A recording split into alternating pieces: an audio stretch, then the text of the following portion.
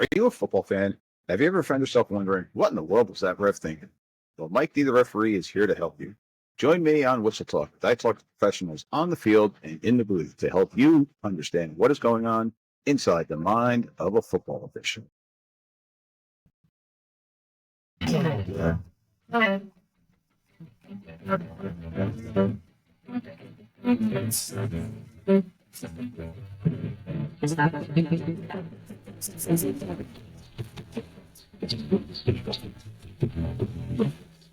All right, ladies and gentlemen, welcome back for another episode of Whistle Talk. Mike D, the referee, coming at you here today, coming from you live from lovely New Jersey. And today I got some exciting news. Today is episode 1 AV. After Verizon, I'm done with them. I'm out. So all those other people that heard me complaining about it, it is done. It is a done deal. Coming from you live today because, I just wanted to, I wanted to gloat a little bit. Not so much gloat, but I just wanted to let it be known that I am free. So with that being said, today's episode, kind of shorter episode for you, but we want to go over, again, as we're getting closer to the start of the season. I wanted to bring to you today the NFHS points of emphasis that we need to go over as officials. So this is a great episode, once again, for all of those coaches that are out there and also the officials that are out there. But before we begin, got to go through my quick spiel here. So if you are enjoying the show, do me a favor, hit that follow and subscribe button right now. It's totally free and it helps more people find the show. While you're at it, I'd love if you can leave a quick review or a rating on your favorite podcast app, Spotify, Apple, whatever it may be. It only takes a minute and your feedback means a lot. And if you know somebody that would be interested in the show or would enjoy the show, other coaches, other officials, share it with them. Share this episode with them. Share any of the other episodes with them. Or post about it on social media because every share helps the community grow. And don't forget, check out the YouTube channel. The YouTube channel posted up right there for you. There is the YouTube channel, youtube.com/@MikeD, the referee. You can go to the YouTube channel where you can see all of these different shows. Where you can be able to see them a little bit more and see those PowerPoints. So make sure you go there and subscribe. And lastly, ladies and gentlemen, if you want to go the extra mile and make a small donation to help support the show, you could head over to the buymeacoffee.com/MikeD, the referee. I think it actually comes up as buy me a beer, but I drink coffee, beer, bourbon, whatever it might take. But every bit helps, okay? It helps me keep the content going and hopefully keep upgrading the equipment, getting this stuff up there. And it'll help me pay for not having to deal with Verizon anymore. So all those fun things. But once again, I do appreciate that. At this point, take a quick pause for some words about my partners at Vets to Ref. So this is going to be on the recorded version. Hi. I'm Mike D, the referee from the podcast Whistle Talk. I want to take a moment to talk to you about Vets to Refs. Vets to Refs is on a mission to help U.S. military veterans and first responders become licensed youth and high school sports officials. They, along with their partners, assist with licensing fees, providing equipment, and offering training so you can give back to your community and help solve the official shortage.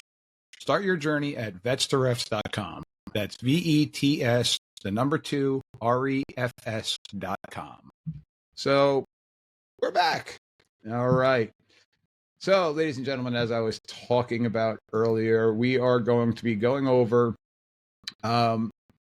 basically I'm trying to share the screen here, our NFHS points of emphasis that we have this year. And this is not anything that is new or not anything that is mind-blowing whatsoever. But it's right there in our NFHS rulebook, which I just received my newest copy of the NFHS rulebook the other day. I already bought the digital version of it, so I've already been looking through that. But I got the hard copy of it now, so I am good to go. I am golden with it, so it is all set and ready for me to go. But I want to go over our points of emphasis. So there are three major points of emphasis this year, and none of them, again, are new. And for some of them, it is the bane of our existence as both coaches and officials when it comes to talking about these things. So the first one, and the real fun one, is the illegal and improperly worn player equipment. So I've got up here, this is actually from the NFHS newsletter that they sent out. So all of the officials have it. Again, it's right in our rule book. And this is something that should have been sent to all of the high schools. So your athletic director should have it. But it's stuff that they want us to really be keeping an eye out for this year.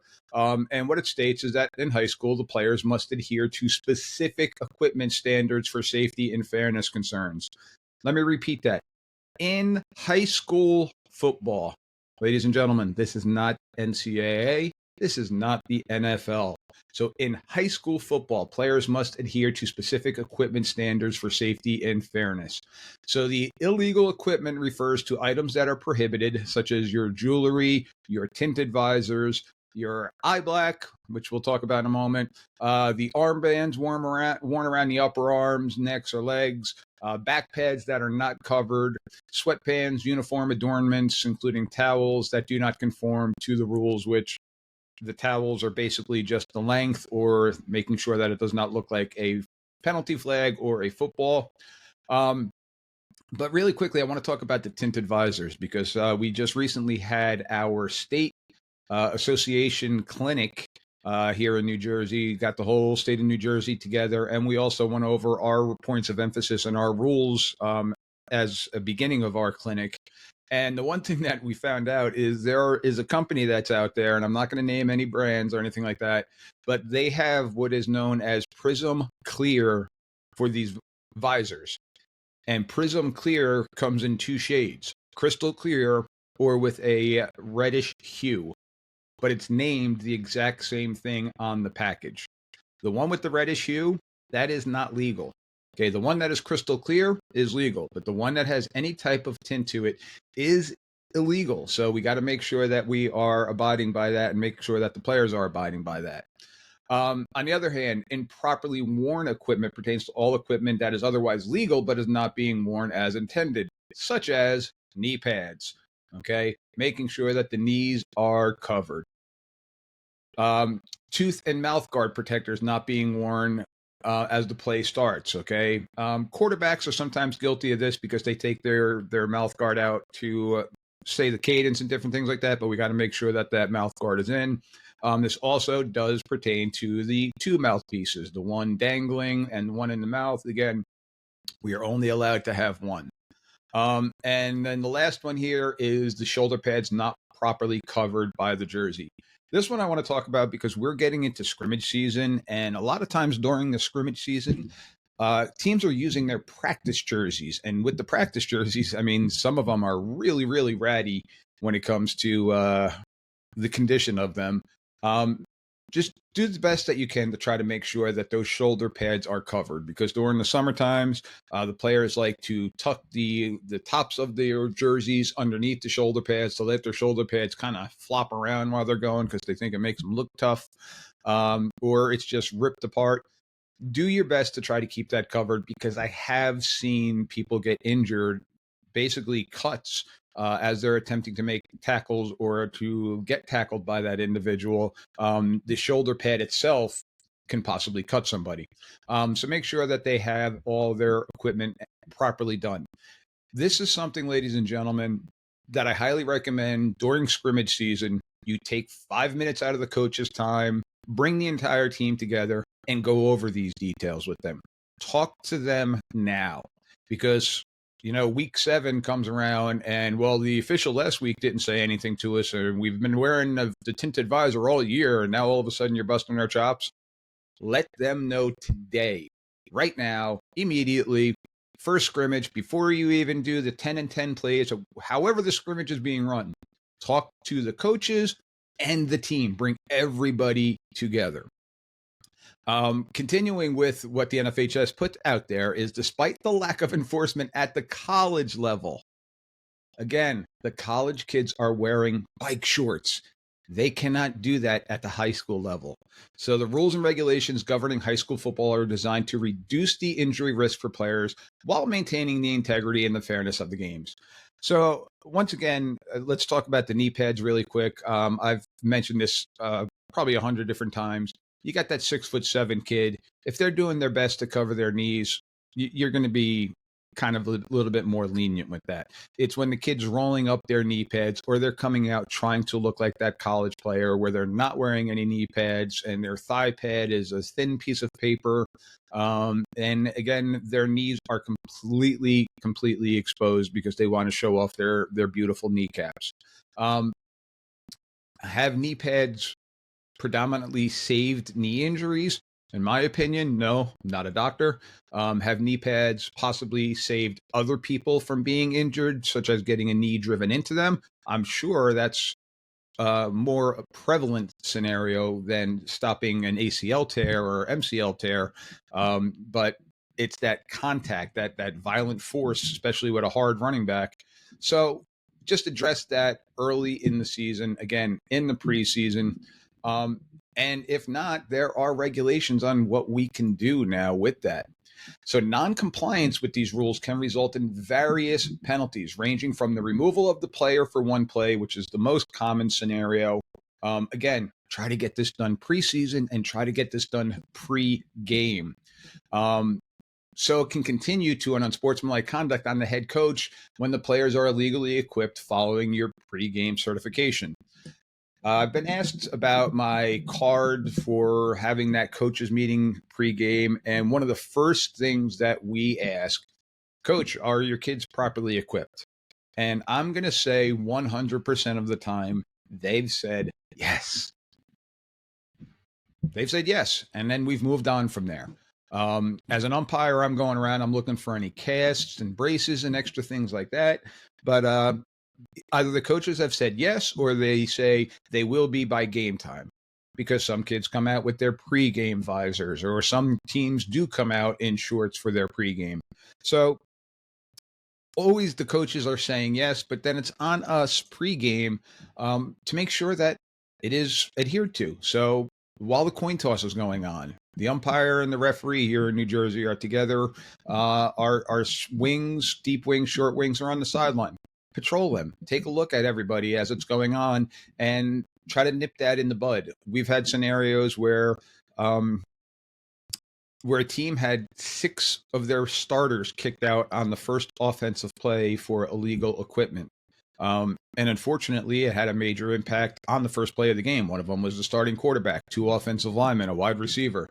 They all came out dressed as collegiate players, and the referee said, nope, off to the sideline until you get that fixed, at least one play. So they started first down, and they ended up losing 7 yards. And it was it had a major impact on it. So try to nip that in the bud beforehand. Chronic violations of the rule for properly worn equipment can significantly impact the game's fairness. A delay game penalty could be a logical consequence if the persistent offenses significantly impact the pace of play. If you continue to have to kill the clock because you're dealing with basically the same player with the same violation, you could have a delay game penalty. Chronic violations of the equipment rules by players could result in an unsportsmanlike conduct foul being assessed under Rule 153 and 981H for equipment not worn as intended. And finally, the coach who demonstrates a lack of interest in supporting these rules can also be given an unsportsmanlike conduct. Now, I understand that's a little bit of an extreme scenario. It doesn't happen often. But if you got the same kid doing the same thing over and over again, and you tell the coach, they can't play until they get it fixed, and the coach keeps on sending them out, and you have to keep stopping the game, yeah, that could lead to a 15-yarder for an unsportsmanlike conduct. Let's not let it get there. Let's, again, nip that in the bud today, preseason, nip it in the bud, pregame, get all that stuff done with so that once the ball is kicked off to start the game, their kids are playing football. Again, coaches play a pivotal role in this, in addressing the chronic violations. This goes back to, again, let's stop it today. High school football player equipment rules are a testament to the sport's commitment to player safety and team unity. This unity extends beyond the aesthetics. It reinforces the idea that each player is a part of a larger whole working together towards a common goal. So this is what the NFHS has put out there to us. Get it done today. Issuing temporary removals from the game and escalating penalties for repeated offenses are necessary if this is continuing to go on. But again, let's be proactive, not reactive. Let's stop it before it even starts. Let's get on them today in the preseason, and we'll go from there. A lot of the coaches will appreciate that the players are hearing it from us, the officials, preseason wise, to let them know, hey, not tolerated, because the coach has been telling them and it falls on deaf ears. So it's up to us to enforce the rules. All right. Second, sportsmanship. Again, this has been a point of emphasis a couple times in my career that I've been working as an official, something that we've talked about a number of times, but it seems, again, to be getting a little bit worse at times, especially when you got the big rivalry game, when you got social media going on today. So different things like that are kind of leading to some unsportsmanlike conduct type of issues. So unsportsmanlike conduct is incompatible with the values of education-based athletics. Again, we are scholastic sports. We are high school aged players. These are young kids. Some of them are new men, okay, meaning that they're 17 or 18 years old by age, but they're still kids. So it is our job, it is the coach's job, it is the school's job to make sure that these kids are educated. And again, the percentage of these kids that are leaving high school football to play college football is minimal. From college football to the NFL, it's even less. So let's teach them the proper way of living now through sport, which is one of the greatest things that I love about the game of football. Is the ultimate team sport, and the habits that you create as a player or as a coach now carry on for the rest of your life outside of sports. So as unsportsmanlike acts increase at the collegiate and professional levels, we all must work together to ensure that high school football embodies the highest principles. The focus of the high school football is on the team, not the individual. Individual over team emphasis is contrary to the mission of educating about youth sports. So the high school game is an extremely emotional game. Listen, the game of football, I don't care what level you're at, I'm still coaching youth. The game of football is an emotional game. If you're not playing it with emotion, it's probably not being played very well. Game officials should not be overly technical in applying rules, but they should always be aware of the conduct that does not exemplify sportsmanship. Every game, we have to read a card about sportsmanship, about race, gender, ethnicity, how it will not be tolerated, and how it could lead to a player being ejected from the game and the team penalized. So again, try to nip this in the bud. Talk to the kids preseason about it. Talk to them before the game about it.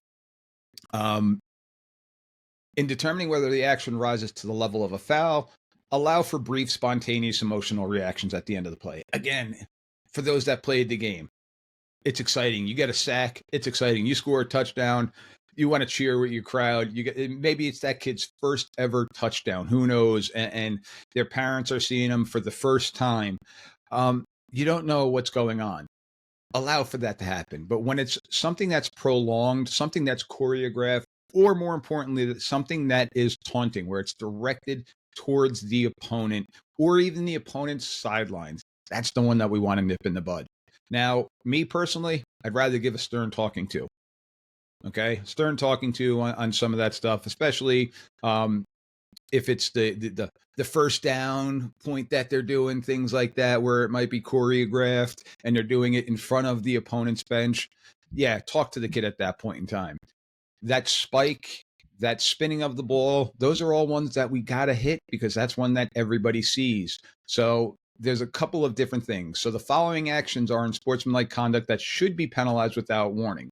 demonstration of violence, such as brandishing guns or throat slashes. Even the bow and arrow act, pulling the bow and arrow for the first down and you're shooting it at somebody. Oh, we got to hit that one for 15. Rehearsed poses. Rehearsed poses. I love the NFL. I watch the games on every game that is on Monday, Tuesday, Thursday, Friday, Saturday, whenever the NFL plays. And I love that they've allowed for that now rehearsed type of celebration that they have going on. I think that is fun. But it's not, if you pay attention to it, it's not really deemed at the other team where they go into the end zone and they do the bowling scenario. Or I remember Chad Ochocinco giving CPR to the football, things like that. Those were fun type of things. Now, back in the day, that was a penalty on Chad Ochocinco. Randy Moss mooning the crowd. Well, that's not one. So that one will probably fall under the gestures with sexual connotation. So that one, you're going to have to bang. Dunking the football over the crossbar. Although it's a great feat of athletic ability, we got to hit him for that one. Removal of the helmet to celebrate or protest. Dancing, somersaults, flips, spiking and spinning of the ball. These are all things that, even a stern talking to is not going to possibly help in this scenario. You got to hit him with it. Now, if a kid drops the ball and it bounces around, well, that's not a spike. If the kid kind of just like tosses the ball to the ground and it spins, okay, not on the tip of the ball, but it just rolls around a little bit, again, that's not a foul, and give a little bit of leniency to it. But when you have the Rob Gronkowski spike where you're trying to deflate the football, that's the one that you're going to have to nail them on.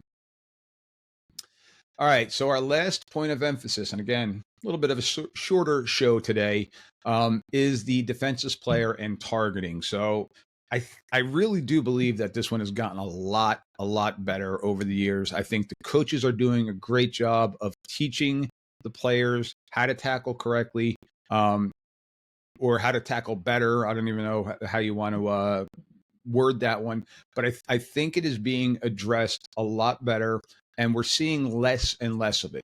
But it is still there.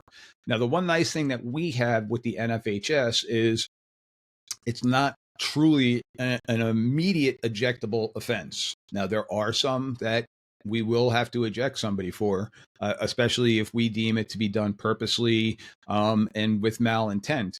But in NCAA, it's a flag and an ejection, and then it gets reviewed where the player could possibly come back in. So we don't have that. Well, we don't have a review system, but this is one thing where I think it does give a little bit of credence to what we're doing as officials. So a defenseless player, by definition, is a player who, because of physical position and focus of concentration, is especially vulnerable to injury. The player remains defenseless until the player's physical position or focus of concentration allows the player to have a chance to protect themselves or brace at least for partial contact, or brace at least partially for contact. I should rephrase that.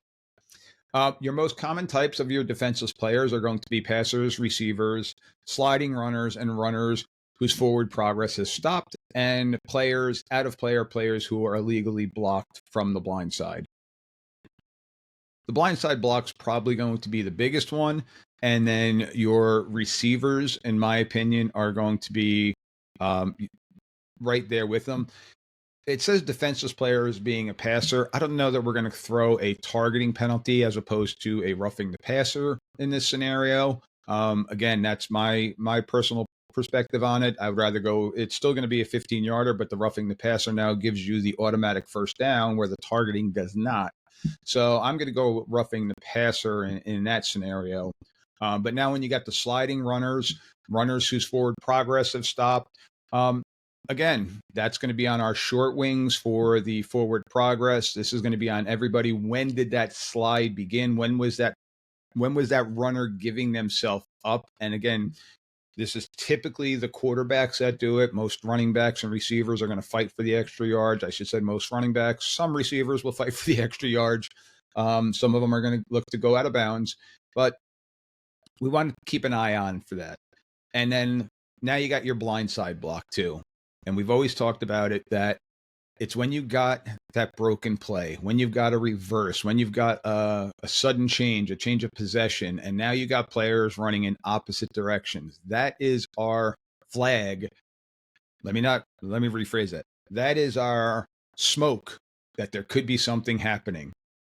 Okay, so that's going to raise our antennas to keep an eye on that player as you see them going opposite direction of the ball.